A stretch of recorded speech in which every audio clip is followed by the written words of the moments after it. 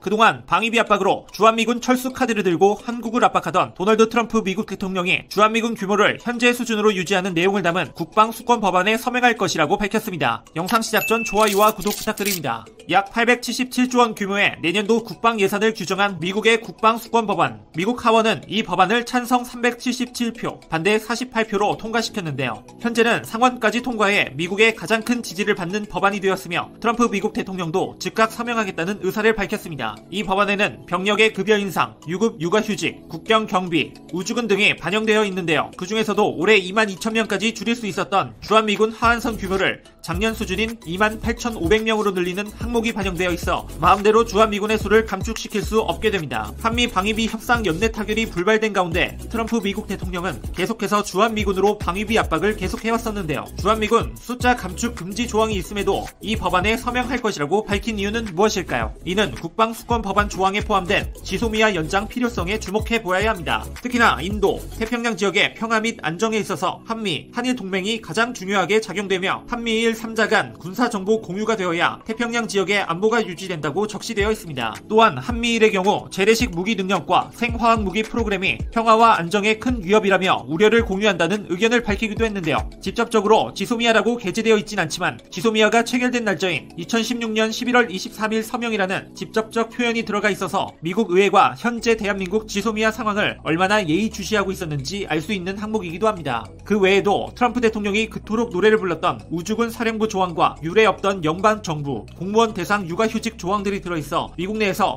역사적인 국방수권법이라는 반응까지 나오고 있습니다. 그렇기에 트럼프 미국 대통령은 방위비 분담 카드로 사용할 주한미군 철수 카드를 내려놓고 주한미군 규모 28,500명 유지 내용이 담긴 미국 의회의 국방수권법에 서명할 수밖에 없는 상황이 되었습니다. 미국 의회가 예의주시하고 있는 한국의 지소미아 상황, 그리고 더 이상 방위비 압박 카드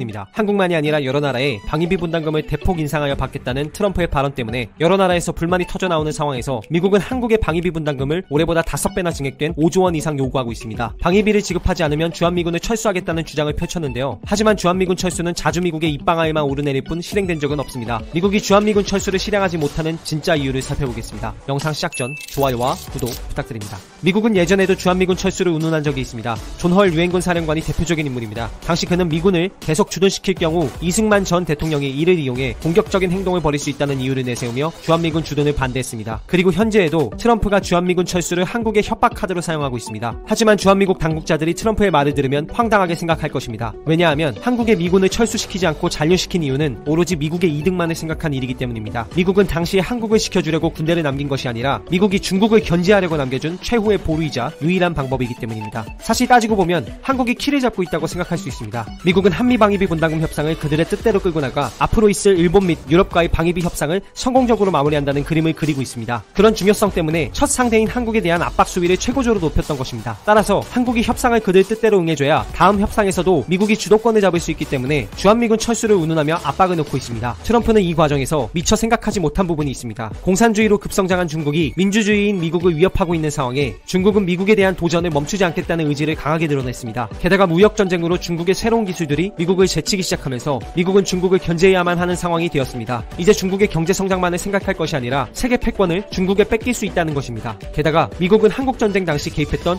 동맹국들 사이에서의 위상도 생각해야 됩니다. 세계 패권 국가인 미국이 연합군을 확실히 제압하지 않고 항상 견제가 필요한 상태에서 미군이 떠나게 된다면 미국의 국제적인 지위가 약해질 가능성이 큽니다. 왜냐하면 중국 견제를 위해서 한국의 병력을 주둔시켜야 하는데 미군이 철수한다면 동맹국들은 미국의 요구에 따라 한국의 병력을 남겨둘 필요가 없기 때문입니다. 동맹국들이 자본을 사용하면서 한국의 병력을 남겨두라고 요구하고선 미국의 병사들만 쏙 빠지는 상태가 되기 때문에 동맹국들 사이에서 불만이 나올 수밖에 없는 상황입니다. 그래서 댈러스 국무장관은 주한미군을 한국에 두는 것 자체가 정치적 자산이다라고 이야기했습니다. 결론적으로 미국이 주한미군을 남겨두는 이유가 적대 진영을 견제하고 미국을 지키기 위해서라 미국은 주한미군을 철수할 수 없는 것입니다.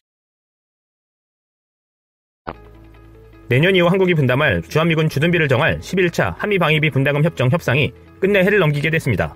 병원보 방위비 분담 협상 대사와 제임스 드하트 미 국무부 선임보좌관을 수석대표로 하는 양국 협상팀은 18일 전날에 이어 서울 동대문구 한국국방연구원에서 11차 SMA 협상 5차 회의를 열었지만 합의에 이르지 못했습니다.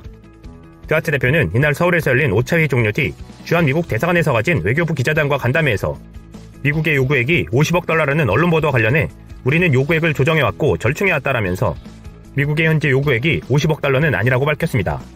그러면서 우리가 합의하는 숫자는 처음 제안과는 매우 다를 것이며 현재 한국 측으로부터 듣는 것과도 다를 것이라고 덧붙였습니다.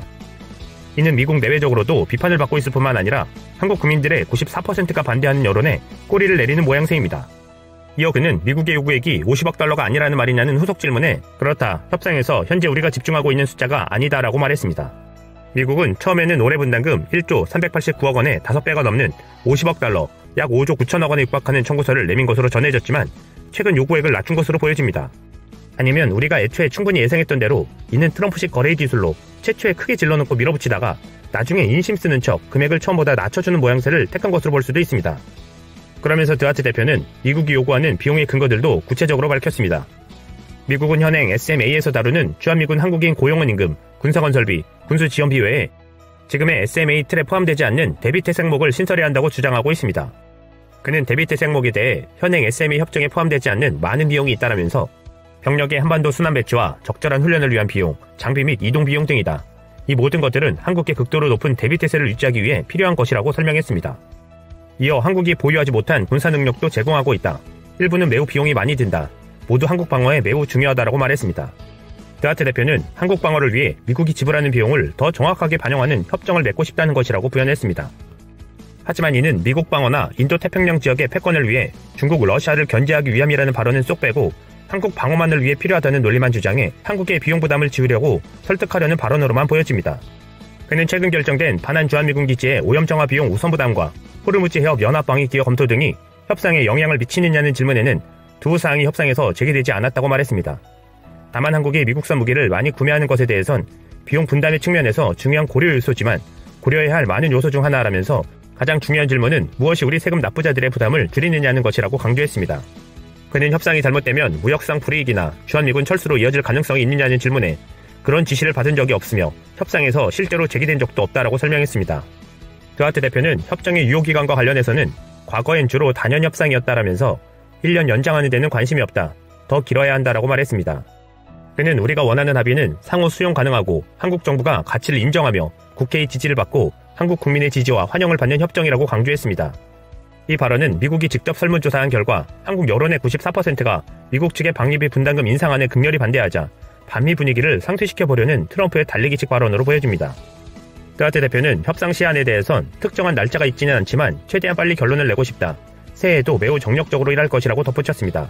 결국 연내 타결에 실패하면서 내년 1월 1일부터는 협정 공백 상태이지만 당장 문제가 생기는 것은 아닙니다. 10차 SMA 협정의 유효기간은 다하지만 새 협정이 타결되기 전까지는 주한미군이 자체 예산으로 일단 집행하게 됩니다. 10차 SMA 협정도 지난 2월에 가서명했었습니다. 다만 3월까지도 협상이 타결되지 못하면 문제가 복잡해집니다. 주한미군은 3월 말까지 협정이 발효되지 않으면 4월부터는 주한미군에서 일하는 한국인 근로자들에게 임금을 지급할 수 없어 이들의 무급휴직이 불가피하다는 입장입니다. 마크 에스퍼 미국 국방장관은 13일 북한의 최근 도발 움직임과 관련해 북한이 핵무기 보유에 이어 대륙간 탄도미사일을 개발하려 한다면서 이는 미국에 직접적인 위협이 된다고 경고했습니다. 에스퍼 장관은 이날 미국 외교협회가 뉴욕에서 중국 및 러시아와 미국의 관계를 주제로 개최한 강연의 질의응답에서 미국은 북한이 협상 테이블로 돌아오도록 노력하고 있으며 다른 길로 되돌아가기를 바라지 않는다라고 말했습니다. 또 북한과 이란의 위협을 거론하며 불리한 국가로 지칭하기도 했습니다. 이 자리에서 에스퍼 장관은 동맹국들에 대한 방위비 분담 요구와 관련해서도 입을 열었습니다.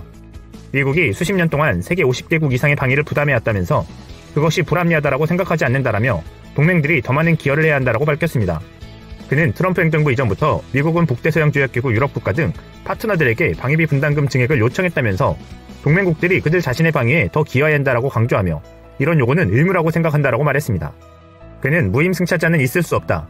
어떤 할인 제도도 있을 수 없다라고 강조했습니다. 그는 발언 도중 나토와 일본, 한국과의 동맹에 헌신하고 있다고 말하기도 했습니다. 이는 며칠 뒤 열릴 한미 방위비 협상 5차 회의를 염두에 두고 한국이 주장할 최근 미군 기지 오염 비용이나 호르무즈 연합방위 기여 비용 상세 카드에 대한 선제적 차단으로 보입니다. 한국과 미국은 오는 17일, 18일 서울에서 제11차 방위비 분담금 특별협정 체결을 위한 5차 회의를 연다고 외교부가 13일 밝혔습니다. 한미는 10차 SMA 협정이 오는 31일 유효기간이 다하는 만큼 연내 협상을 마무리하자는 목표였지만 입장차가 워낙 커 내년에도 일단 협정 공백 상태에서 협상을 이어갈 가능성이 커 보이는 상황입니다. 협상이 난항을 겪는 이유는 미국의 무리한 요구 때문입니다. 미국은 올해 분담금 1조 389억 원에 5배가 넘는 50억 달러 육박하는 금액을 요구하고 있는데 한국은 물론 미국 내에서조차 과도하다는 비판에 직면해 있습니다. 정부 당국자는 미국이 아직 요구액을 조정하지 않고 있다고 말했습니다. 미국은 현행 SMA에서 다루는 주한미군 한국인 고용원 임금, 군사건설비, 군수지원비 외에 주한미군 인건비와 군무원 및 가족지원 비용, 미군의 한반도 순환배치 비용, 여기훈련 비용 등도 요구하고 있는 것입니다. 이에 한국은 SMA 틀을 유지해야 한다고 맞서며 소폭 인상을 주장하고 있습니다. 외교부 당국자는 정부는 기존의 협정 틀 내에서 합리적인 수준의 공평한 방위비 분담을 한다는 기본 입장하에 인내를 갖고 미 측과 긴밀히 협의할 것이라며 한미동맹과 연합방위태세를 강화하는 방향으로 협의가 진행될 것으로 기대한다라고 말했습니다. 한국은 이번 회의에서 최근 결정된 반한 주한미군 기지의 오염 정화 비용 우선 부담과 호르무즈 해협 연합방위 기여 검토, 미국산 무기 구매 등에 대해 두루 강조한다는 방침인 것으로 알려졌습니다. 한국이 방위비 분담금 외에도 한미동맹 발전을 위해 재정적으로 부담하는 요소가 많다는 점을 부각해 협상에서 주도권을 잡자는 의도로 보입니다. 정부 당국자는 지금까지 회의에서도 한국의 동맹 기여 사항에 대해 많이 강조해왔지만 최근 진행되고 있는 사항들에 대해 다시 설명할 기회가 있을 것으로 본다라고 말했습니다. 한국은 지난 11일 주한미군 기지 4곳을 돌려받으면서 1,100억 원 규모의 오염 정화 비용을 일단 부담하기로 했습니다. 추가로 반환 예정인 22곳의 기지에서도 비슷한 원칙이 적용된다면 한국의 부담액은 많이 늘어날 것으로 보입니다. 청와대 국가안전보장회의가 8월 말 조기 반환을 요구한 26개 미군 기지의 전체 정화 비용은 1조 5천억 원을 웃돌 것이라는 주장도 나오고 있습니다. 전문가들은 대미협상 카드로 미군 기지 조기 반환을 추진하고 있는 것으로 분석하고 있습니다. 우선 미국의 주한미군 방위비 분담금 증액 압박에 견제 포석이라는 것입니다. 정부는 또 전날 국가안전보장회의 상임위원회 회의를 열고 미국이 요구한 호르무즈 해협 연합방위에 대해 어떠한 방식으로 기여할지를 검토했습니다. 현재 아덴만에 있는 청해부대의 작전 반경을 넓히는 방식으로 파병하는 방안도 검토 옵션의 하나인 것으로 전해졌습니다. 일각에선 반한 미군 기지의 오염 정화 비용이나 호르무즈 연합방위 기여 비용 등을 구체적으로 산출해 방위비 분담금에 산입할 수 있다는 관측도 나오지만 자칫 SMA의 틀을 유지해야 한다는 논리만 무너질 수 있어 가능성은 희박해 보입니다. 상황이 어떻게 흘러갈지 예단할 순 없지만 미국이 한미방위비 협상 끝까지 5배 인상을 요구하다 트럼프의 돌발 변칙술로 현행 2배 정도 인상하면서 호의를 베푸는 식으로 나올 가능성도 있어 보입니다. 하지만 최근 한미방위비의 무리한 증액 요구로 한국 내 미군에 대한 인식이 매우 나빠져 있어 한국인들의 반발을 이겨내기 어려울 것으로 보입니다. 최근 리얼미터의 설문조사에 따르면 우리 국민 10명 중 7명은 미국의 방위비 분담금 대폭 인상 요구에 대해 주한미군이 감축돼도 수용돼서는 안 된다라고 생각하는 것으로 나타났습니다. 리얼미터가 YTN 노종면의 더 뉴스 1회로 지난 22일 전국 성인 501명을 대상으로 설문 표본 오차 95%, 신뢰 수준에서 플러스 마이너스 4.4%포인트 한 결과 주한미군 감축 가능성을 전제로 한 방위비 분담금 대폭 인상에 대해 수용 반대 응답이 68.8%로 집계됐다고 25일 밝혔습니다. 반면 주한미군이 감축될 수 있으므로 수용할 필요가 있다는 응답은 22.3%로 수용 반대 응답의 3분의 1도 미치지 못했습니다. 모른 무응답은 8.9%였습니다. 수용 반대 응답은 자유한국당 지지층을 제외한 모든 지역과 연령층, 이념 성향, 정당 지지층에서 높게 나타났습니다.